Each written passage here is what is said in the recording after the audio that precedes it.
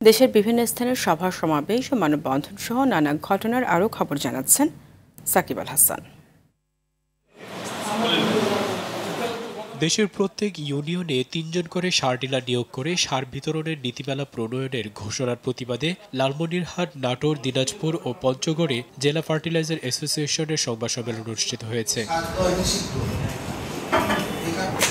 শরীয়তপুর ও বরগুনা জেলা প্রশাসন ও জেলা মৎস্য বিভাগের উদ্যোগে মা ইলিশ সংরক্ষণে জেলা টাস্কফোর্স কমিটির সভা ও প্রস্তাবিত ফরিদপুর বিভাগ থেকে শরীয়তপুর জেলার নাম বাদ দেওয়ার দাবিতে সংবাদ সম্মেলন অনুষ্ঠিত হয়েছে।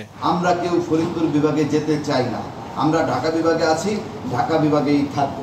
স্পন্দন থামলে থেমে যাবে জীবন, হারাতে দেবেন না একটিও স্পন্দন, এই স্লোগানকে সামনে রেখে বিশ্ব হৃদরোগ দিবস উপলক্ষে নারায়ণগঞ্জের রূপগঞ্জ, কুমিল্লা ও যশোরে র্যালি ও আলোচনা সভা অনুষ্ঠিত হয়েছে।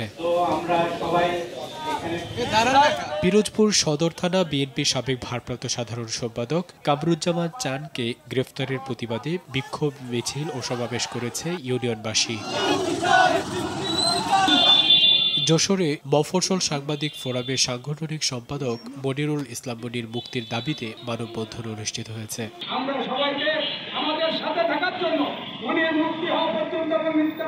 যমুনা ও ব্রহ্মপুত্র নদীর ভাঙন রক্ষায় জামালপুরের দেওয়ানগঞ্জে মানববন্ধন অনুষ্ঠিত হয়েছে।